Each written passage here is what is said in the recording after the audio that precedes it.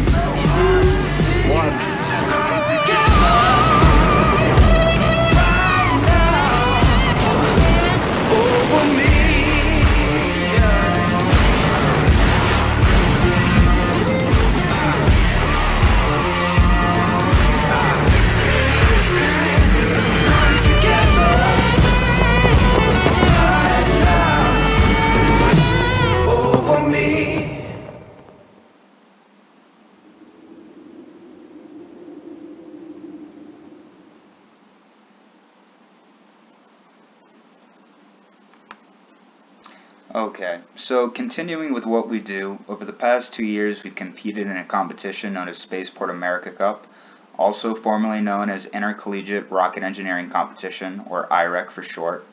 And in those past 2 years, the competition we've competed in is called the 10,000 feet COTS division, where COTS stands for Commercial Off the Shelf. And over those past 2 years, we've built rockets designed to fly to 10,000 feet. We built our own custom carbon fiber airframes with a foam core. Both of our last 2 rockets have features an active drag system for apogee control. Last year, for the first time, we did roller-ons, which are a device that mounts on the leading edge of our fins that provides passive roll stability. The coupler material that joins together different sections of the airframe, we've used blue tube. And both our last 2 rockets have been a non-modular permanent construction. And those 2 figures there on the bottom left is our poster from last year, and then the one on the bottom right is from 2 years ago. So moving forward to this year, we're competing again in the Spaceport America Cup. However, this year we're trying a different division called 10,000 feet SRAT, Student Research and Development, where we're trying to build our own hybrid rocket motor.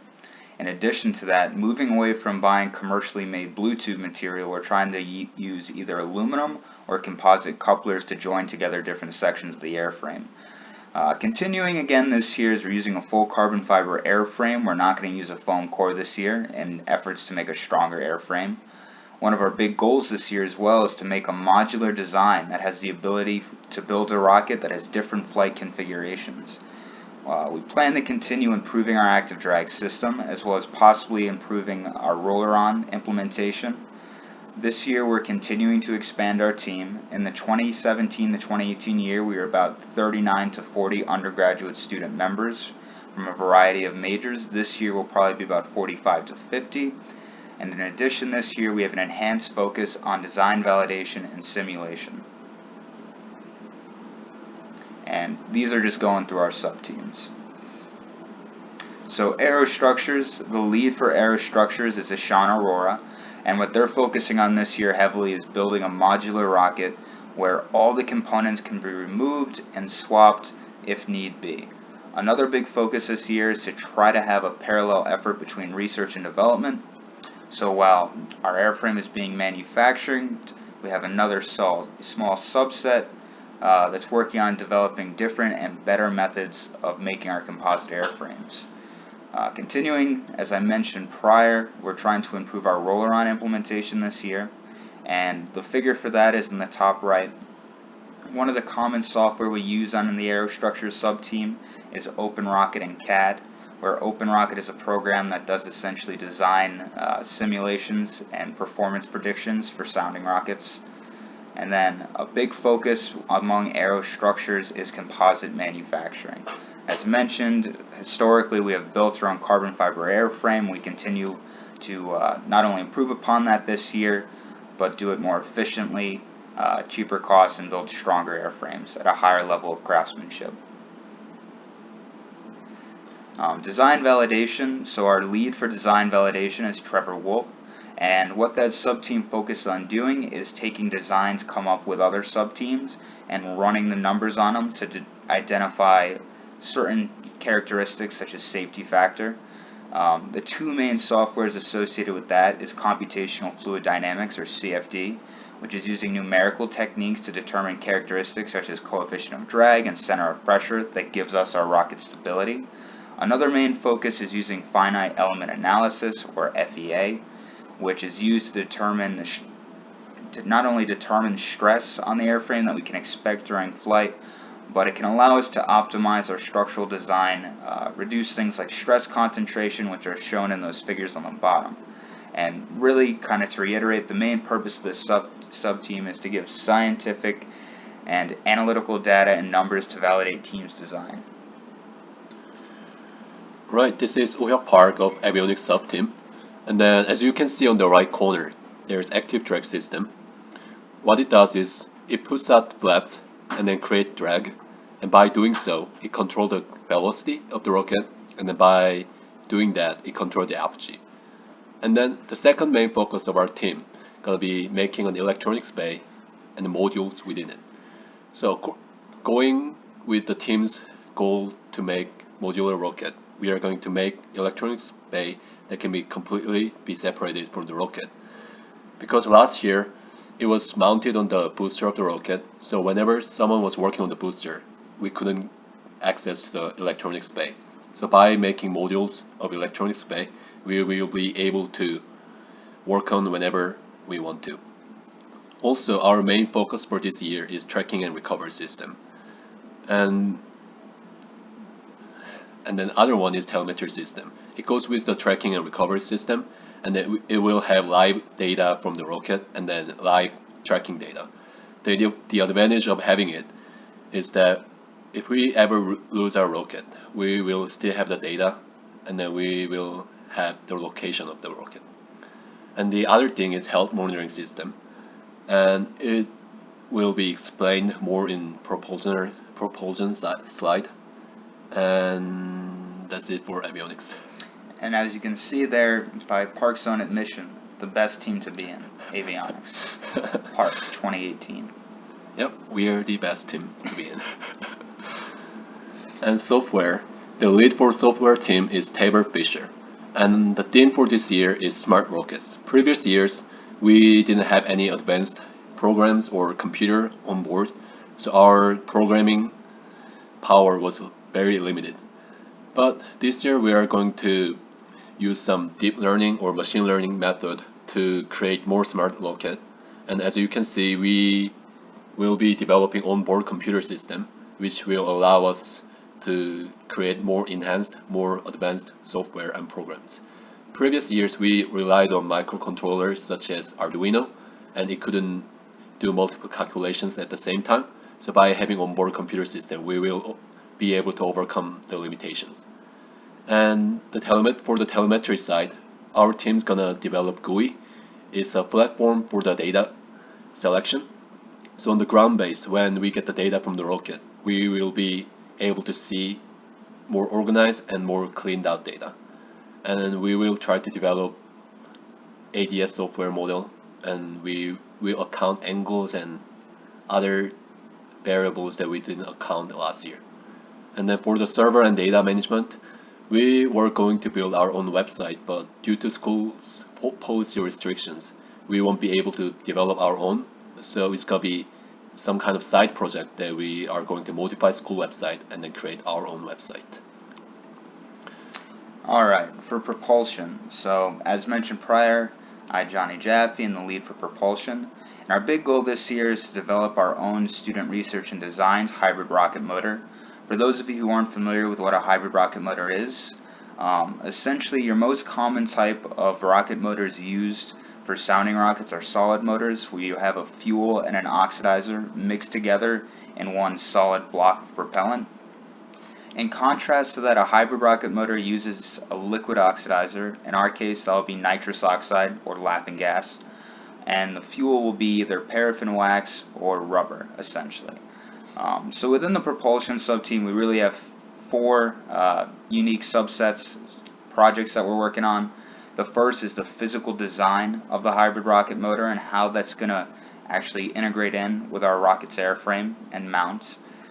The second one is MATLAB simulation, so developing models using MATLAB to be able to characterize and model the dynamics of a hybrid rocket motor firing, and have the ability to really get an idea of what sort of performance metrics we need to hit and what we can expect before we actually build our motor. Following that, and this kind of ties back into the health monitoring, is motor controller development. So our hybrid rocket motor will have its own computer system. And one of the interesting things you can do with a hybrid rocket motor as opposed to a commercial motor is you have the ability to essentially not only start and stop the motor, but you can also throttle it. So our motor controller can do things like monitoring temperature on the motor wall as well as the combustion chamber pressure to determine what the current hoop stress is and monitor safety factors. You can do things like an embed strain gauge in our rocket's airframe, and if we detect too much stress, actually throttle the motor down. So that's kind of an example of what we're thinking for an active health monitoring system. The fourth kind of project associated with our hybrid rocket motor development is our test rig design. So we need the ability to be able to test these motors on the ground before we fly them. And really an important aspect of this test rig is how we're going to measure and validate certain performance metrics like thrust, propellant mass flow rates, nozzle performance, and things like that. So that kind of ties all in with the test rig design. And those figures on the top right is just an example of some of our modeling done in the past, where we're graphing combustion chamber pressure versus nitrous oxide vapor pressure. That figure all the way on the bottom is a general layout for most hybrid rocket motors. And for those of you who are familiar with the company Virgin Galactic, their Spaceship One is shown there on the right hand side, and that actually used its own hybrid rocket motor as well. So payload, the lead is Will Lindsay, and our goal is to develop a scientific payload to be flown and judged in the 2019 Space Dynamic Laboratory. So basically, our payload subteam has separate competition, and which is very independent from our rocket. So the competition committee gonna give us certain amount of volume and mass that we can utilize, and then within that we are going to put some payload that can do some scientific experiments and put some payload from a company or to test out. So for the previous years, as you can see on the right hand side, there is weather probe popping up from payload bay. So what it does is, by putting out the weather probe, it can get some data around like pressures or other weather related data. And for the payload team, it's very unique because it's independent, and also it utilizes rocket's special environments such as high acceleration or high angle or high altitude. So there are some experiments that cannot be done on the ground, and then we can bring that to the high altitude with high acceleration and then utilize those to perform various experiments. And one more thing to add to that is each year we get to choose our own payload idea. We haven't come up with an idea yet for this year. So if you have any interesting ideas that you'd like us to hear about, you can email that to us at rocketry.vt@gmail.com, or just comment below on our Facebook page. So what to expect? Really this year we use most of our fall semester for design and prototyping. Spring semester is when we do most of our building and testing. We generally have a minimum of 2 meetings per week. One will be during the week. Historically in the past it's been Thursday afternoons / evenings from 6:30 to 7:30. That time's not set this year yet. In addition, we have a longer meeting generally on the weekends where we do build sessions. There can be throughout the year more time required for other meetings, and that kind of depends on the sub-team lead as well. Our team structure, so this year we've added an additional layer of leadership, but we have co-captain, and then we have our sub-team leads, and then for each sub-team we have project managers that essentially focus on an individual task. So for propulsion, a good example of that is there will be a project manager for the motor controller development to ensure that that progresses as planned. And following in the steps of how we operated last year is each member will be tasked with a specific position, and essentially we expect that there will be individual weekly deliverables associated with that position. With that being said, as a member of the team, as long as that you are meeting your weekly deliverables, you're free to move around and work on whatever subsystems of the rocket you find interesting. And announcements. So this year, we've actually already started our application. It is open. You can find that on our Facebook page if you just search for Rocketry at VT. That application is also on our Gobbler Connect page. It's just a Google Forms to fill out. In addition to that, that application is closing September 13th. It is a Thursday night at midnight. Moving forward to that, once our application process closes, the way we'll move forward from there is we'll reach out to a certain number of selected candidates, and we'll conduct those interviews between September 14th and September 21st. We aim to have all our decisions to be individually sent out on September 24th, and during that week we also aim to have our first full team meeting. Another thing that's important to note is that what we're currently working on now, and it's something to look out for over the course of the next few weeks, is we're trying to build an additional just general interest rocketry club, where if you're interested in getting your level 1, 2, or 3 EEE certifications, we'll help facilitate that. So we'll try to hold an info session for that over some time during the next few weeks. Well, at the moment we currently are developing leadership and organizing that. In addition to that, if you're not on our listserv and you want to be added to it, you can just reach out to us at rocketry.vt@gmail.com or just comment on our Facebook page. Alright, thank you.